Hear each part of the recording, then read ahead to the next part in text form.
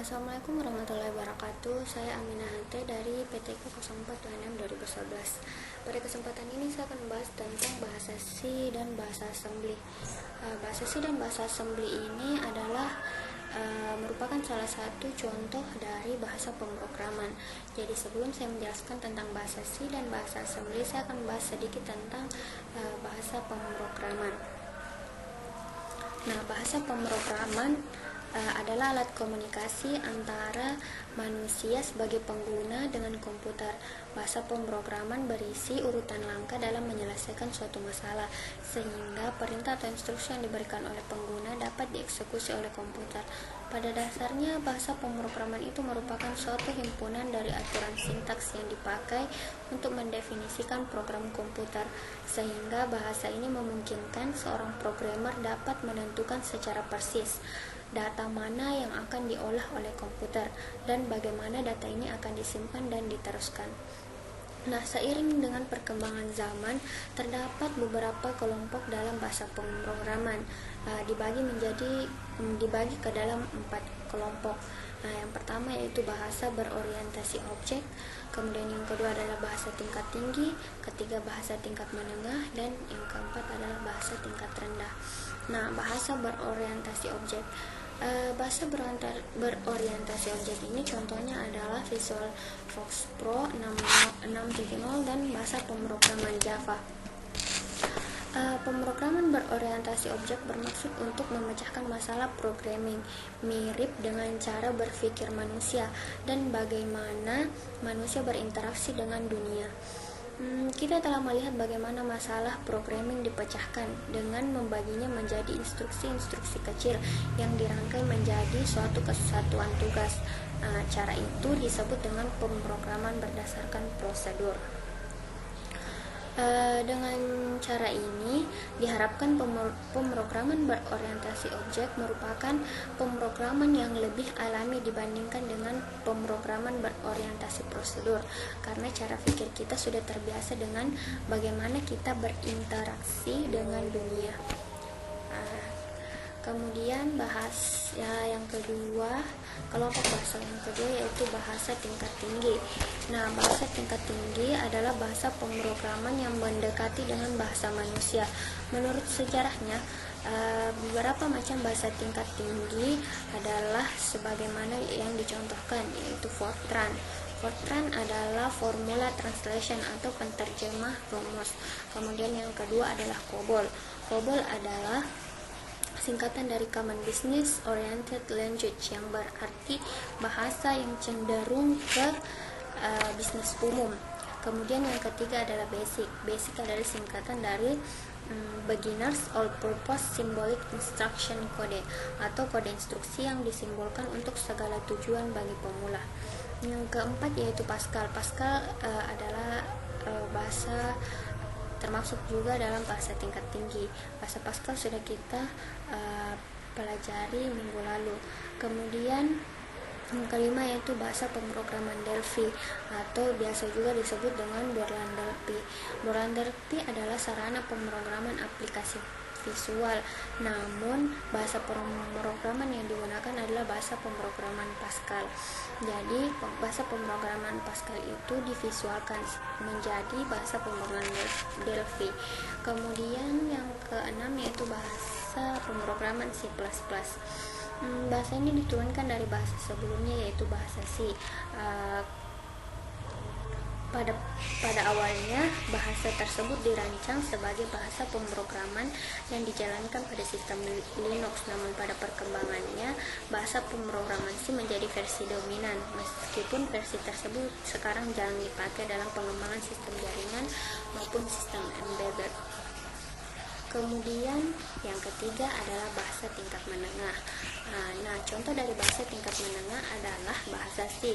Bahasa C adalah bahasa yang akan kita kaji lebih mendalam. Bahasa C ini adalah bahasa yang paling banyak digunakan. Adapun beberapa alasan mengapa bahasa C ini lebih banyak digunakan, yaitu yang pertama, bahasa C tersedia hampir di seluruh jenis komputer. Kemudian bahasa C hanya menyediakan sedikit kata-kata kunci, sehingga kita lebih mudah untuk mengingat atau menggunakannya. Kemudian proses executable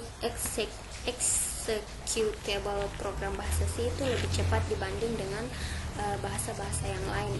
Kemudian dukungan pustaka yang banyak. Selain bahasa tingkat menengah, C juga biasa dianggap sebagai bahasa tingkat tinggi karena bahasa C ini mampu menggabungkan antara kemampuan bahasa tingkat tinggi dan bahasa tingkat rendah. Kemudian bahasa C adalah bahasa compiler sehingga akan menghasilkan executable program yang banyak dibutuhkan oleh program-program komersial. Kemudian alasan yang lain yaitu karena bahasa C adalah bahasa pemrograman yang memiliki portabilitas tinggi. Selain dari alasan-alasan mengapa C banyak digunakan, ada pula beberapa kekurangan dari bahasa C, yaitu diantaranya karena banyaknya operator serta fleksibilitas penulisan program kadang-kadang membingungkan pemakai. Kemudian kekurangan yang kedua yang ada dalam bahasa C yaitu untuk pemula pada umumnya akan kesulitan menggunakan pointer dalam bahasa C. Kemudian selanjutnya adalah struktur utama bahasa C. Seperti yang terlihat yaitu ada main dan statement. Main yang dalam kurung itu fungsinya adalah memegang peranan yang penting dalam sebuah program. Fungsi main ini merupakan fungsi utama pada setiap program C, di mana eksekusi keseluruhan program dimulai. Berapapun banyaknya fungsi yang terdapat pada sebuah program bahasa C, fungsi main ini adalah fungsi utama yang akan dilaksanakan oleh compiler. Sedangkan statement yang dimaksud yaitu isi dari program yang akan kita jalankan. Statement dapat berisi pendefinisian variabel, inisialisasi nilai awal variabel, ataupun memberikan kondisi bagi program yang dijalankan. Kemudian ini adalah contoh dari sebuah program sederhana. Yang terlihat yaitu garis miring tanda bintang atau asterisk ini merupakan sebuah komentar untuk memberikan dokumentasi pada program yang akan sangat berguna untuk membantu memperjelas alur logika penyusunan program. Karena tujuannya hanya dokumentasi, komentar-komentar yang dituliskan pada program tidak diproses oleh compiler. Komentar dapat dimulai dengan simbol 2 karakter yang terdiri dari garis miring dan asterisk dan diakhiri dengan asterisk dan garis miring. Kemudian dalam mengolah kode-kode program, compiler melaksanakan beberapa tahapan, yaitu melakukan pra-pengolahan untuk melakukan persiapan yang diperlukan sebuah berkas program kompilasi. Di dalam program pengarah pra-pengolahan diawali oleh karakter tanda pagar atau crash yang dituliskan pada baris pertama program. Seperti contohnya adalah crash include, di mana include ini terdiri pula dari beberapa macam. Misalnya include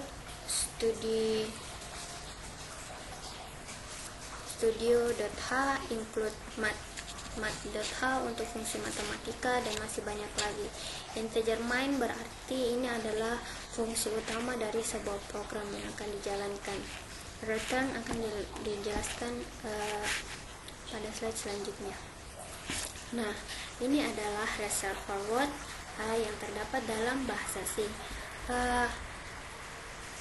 Terdapat banyak reservoir word dalam bahasa C, namun saya akan menjelaskan hanya sedikit di antaranya, yaitu yang pertama auto. Auto ini dipakai untuk membuat variabel sementara atau temporer yang diciptakan atas entry ke dalam blok dan akan dihancurkan saat keluar dari program. Kemudian yang kedua yaitu break. Break dipakai untuk keluar dari loop, do, for, atau while dalam kondisi suatu perolangan yang normal. Dia juga dapat dipakai untuk keluar dari statement switch. Case itu berpasangan dengan switch. Misalnya switch akan dijelaskan selanjutnya. Kemudian char ini adalah untuk memberikan tipe bagi suatu variabel bertipe karakter. Kemudian cons itu adalah konstanta. Untuk memasukkan nilai konstanta kita harus berikan reservoir cons pada variabel sebelumnya. Kemudian continue dipakai untuk mengirimkan bagian dari kode dalam loop dan memaksa ekspresi kondisional untuk dievaluasi. Kemudian default dipakai dalam statement switch untuk memberi sinyal bahwa blok default akan dieksekusi jika tidak ada statement yang benar dalam kondisi switch. Kemudian do adalah loop. Do adalah salah satu dari 3 loop yang ada dalam bahasa C. Kemudian double itu adalah salah satu tipe data yang memiliki panjang karakter yang lebih banyak. Kemudian enum merupakan tipe spesifier yang dipakai dalam enumerasi. Suatu enumerasi merupakan daftar dari suatu nama konstan integer. Contoh kode mendeklarasikan enumerasi warna yang terdiri dari konstan 3, yaitu red, green, and yellow. Kemudian extern adalah tipe data modifikasi ekstern, menyatakan kepada compiler yang mendefinisikan variabel yang diletakkan dimanapun dalam program. Seiring dipakai dalam konjungsi dengan file yang terkompilasi secara terpisah yang dapat berbagi seperti data global dan dilingkar bersama-sama. Kemudian selanjutnya adalah float. Float adalah merupakan tipe data juga, tipe data yang dipakai untuk mendefinisikan variabel floating point atau bilangan pecahan. Kemudian for itu juga merupakan instruksi perulangan, mengizinkan inisialisasi secara otomatis dari instrumen variabel counter. Kemudian goto menyebabkan eksekusi program melompat ke suatu label dalam statement goto. Nah, label ini harus diakhiri dengan tanda semikolon atau titik koma. Kemudian if itu untuk memberikan suatu kondisi dalam suatu program. Integer merupakan tipe data bilangan bulat. Long itu tipe data integer yang memiliki jumlah data yang lebih besar. Kemudian register merupakan modifier yang diperlukan untuk suatu variabel yang diurutkan yang mengizinkan akses terhadapnya secara cepat. Dalam kasus suatu karakter atau integer, dia biasanya diartikan ke register. Kemudian return. Statement return memaksa kembali dari suatu fungsi dan dapat dipakai untuk mentransfer nilai ke rutin yang memanggilnya. Kemudian short merupakan tipe data untuk modifier dan dipakai dalam variabel bertipe small integer. Kemudian signed merupakan tipe modifier yang tidak umum dipakai untuk data. Kemudian says of itu merupakan kata kunci di aman, merupakan compile time operator yang mengembalikan panjang dari variabel atau tipe preset. Kemudian static. Kata kunci static dipakai untuk mendeklarasikan tipe data yang menyebabkan keyboard dalam tipe data dimodifikasi yang menyebabkan compiler membuat storage permanen untuk variabel. Kemudian struct itu merupakan struktur. Kemudian statement switch merupakan statement multikondisi dalam C yang dipakai untuk merute kondisi yang jumlahnya banyak. Kemudian tipe div suatu pernyataan yang mengizinkan kita untuk membuat nama baru dari tipe data yang sudah ada. Kemudian union membuat tipe accurate dalam 2 atau lebih variabel yang berbagi pada lokasi memori yang sama. Bentuk deklarasi dan cara mengakses anggota sama dengan struct. Kemudian unsigned adalah peubah tipe yang mengatakan pada compiler untuk membuat variabel menangani hanya tipe unsigned atau bilangan positif misalnya. Kemudian void merupakan peubah tipe yang utamanya dipakai untuk mendeklarasikan fungsi void, fungsi yang tidak mengembalikan nilai. Kemudian volatile. Volatile merupakan peubah yang mengatakan pada compiler bahwa variabel konstan mungkin akan diubah dengan cara implisit yang didefinisikan dalam program. Selanjutnya kita akan beralih ke bahasa tingkat rendah. Nah, contoh dari bahasa tingkat rendah ini adalah bahasa assembly. Bahasa tingkat rendah adalah bahasa pemrograman yang lebih mirip dengan bahasa mesin. Misalnya untuk instruksi load and jump ini ditulis dengan LNJ. Bahasa assembly merupakan notasi untuk bahasa mesin yang dapat dibaca oleh manusia dan berbeda-beda tergantung dari arsitektur komputer yang digunakan. Berbeda dengan pemrograman tingkat tinggi, bahasa assembly atau rakitan biasanya memiliki hubungan satu-satu dengan instruksi bahasa mesin. Misalnya, tiap julukan mnemonik yang ditulis di program dan bahasa rakitan akan diterjemahkan tepat satu kode operasi yang dapat dimengerti langsung oleh komputer. Pada bahasa tingkat tinggi, satu perintah dapat diterjemahkan menjadi beberapa kode operasi dalam bahasa mesin. Proses pengubahan rakitan ke mesin dilakukan oleh assembler dan proses balikannya disebut dengan disassembler. Nah, adapun kelebihan dan kesulitan dari bahasa assembly adalah yaitu kelebihannya ketika dikompil lebih kecil ukurannya, kemudian lebih efisien dan hemat memori, dan lebih cepat dieksekusi. Kemudian kesulitan dari bahasa assembly itu dalam melakukan suatu pekerjaan, baris program relatif lebih panjang dibanding bahasa tingkat tinggi. Relatif lebih sulit untuk dipahami, terutama jika jumlah baris terlalu banyak. Lebih sulit dalam melakukan pekerjaan rumit, misalnya operasi matematis, karena instruksi dari bahasa assembly itu masih sedikit.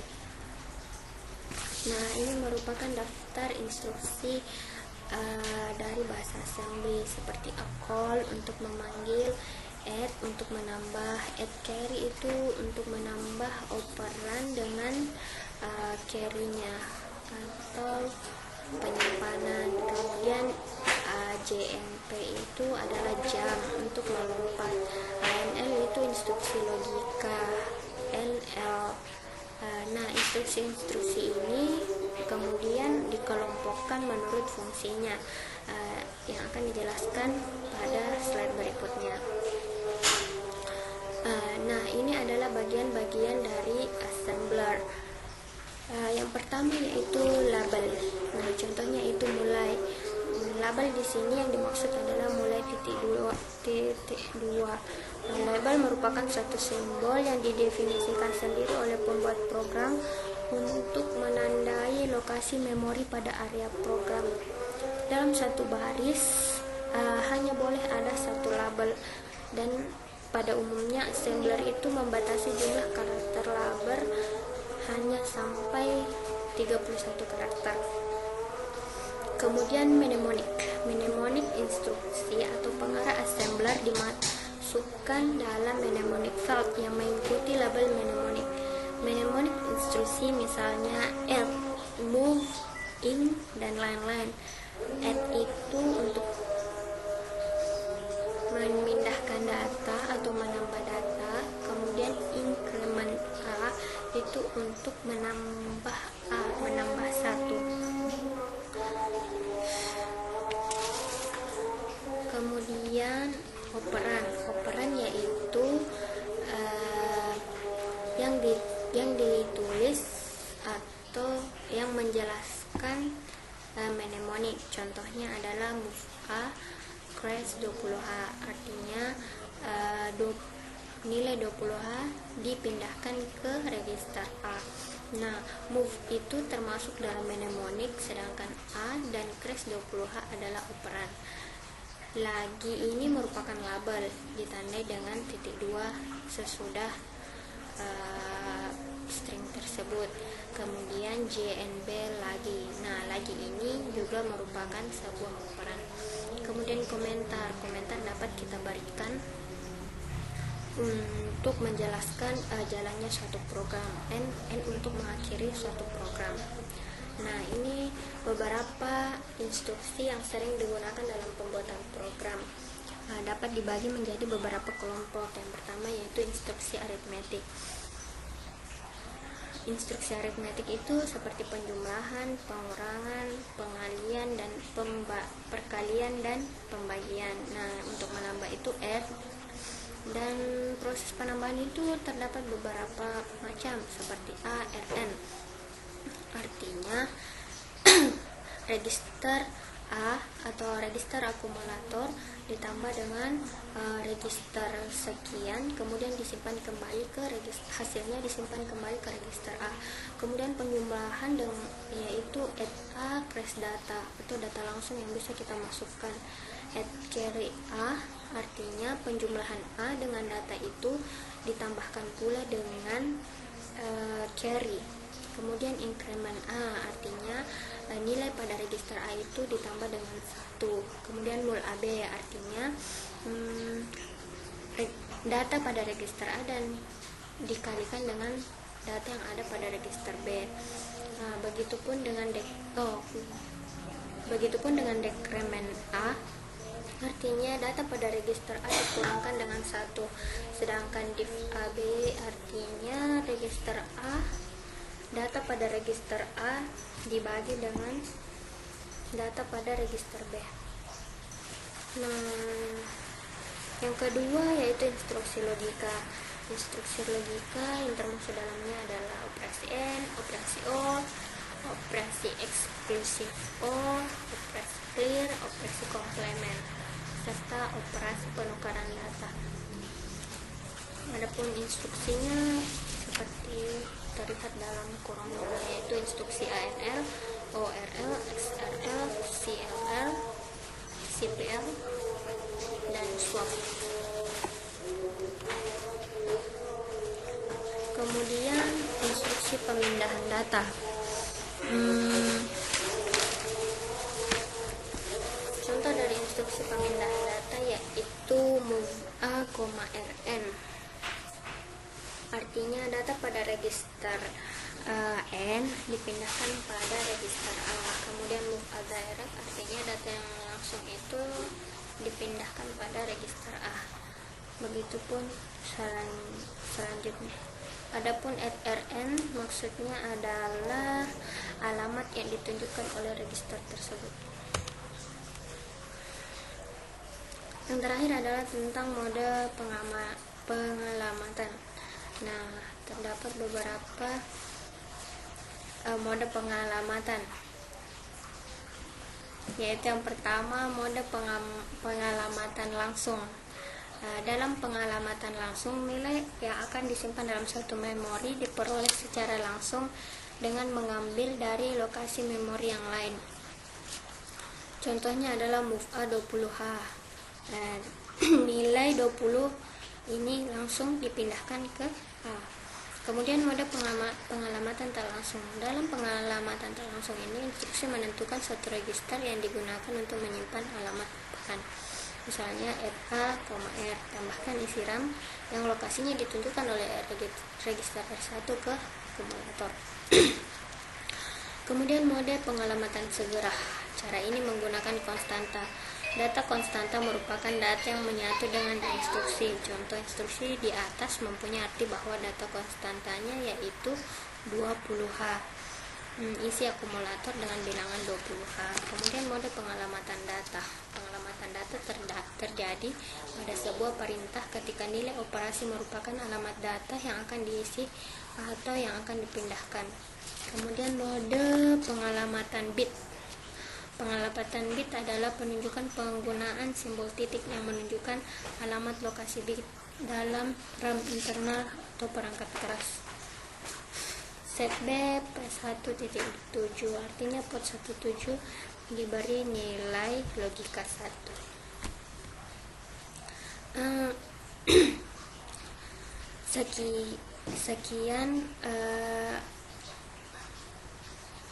Mungkin sekian dulu dari presentasi saya tentang bahasa C dan bahasa assembly.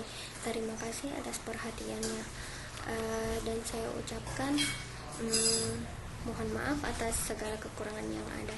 Mohon kritikan dan saran yang membangun untuk yang membuat slide ini. Terima kasih.